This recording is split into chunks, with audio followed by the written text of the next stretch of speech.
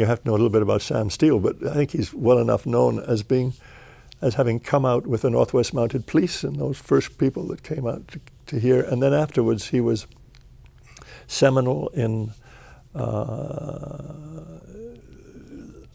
law abiding here, in the creation of militia during the Riel Rebellion, in keeping the peace in the Yukon, and by the time that he fought in the Boer War, and so he was in the midst of Canadian policing in the West and army in Canada's armed forces right up to the end of the Second World War. He was the general in charge of the 2nd Division of Canada that's sent over to France in the First War.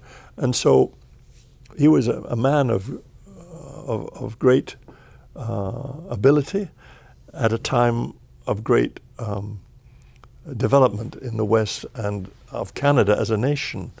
And he was a meticulous man. He kept the most extraordinary diaries and everything he wrote down in letters to his wife all the time.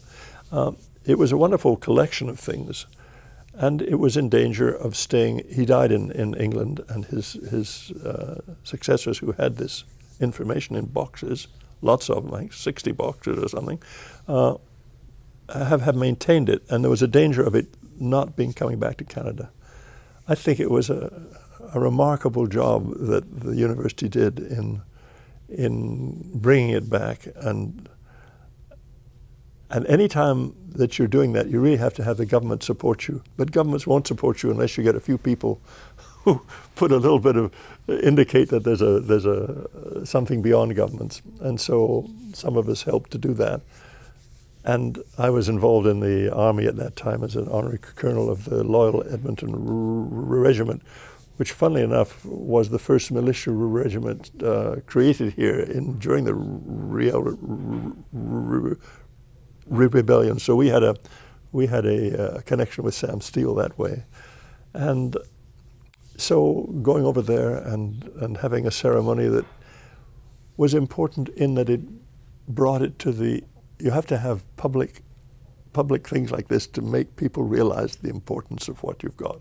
If you don't get some fly in the media, people don't realize it. But it'll take years and years and years for that to be worked over by the researchers in the university. But I'm glad it's here because it was all about this part of the world, and I think we're very lucky to have it. I think the university provides the place where people can come and research that and write about Sam Steele and bring him to the attention of the public.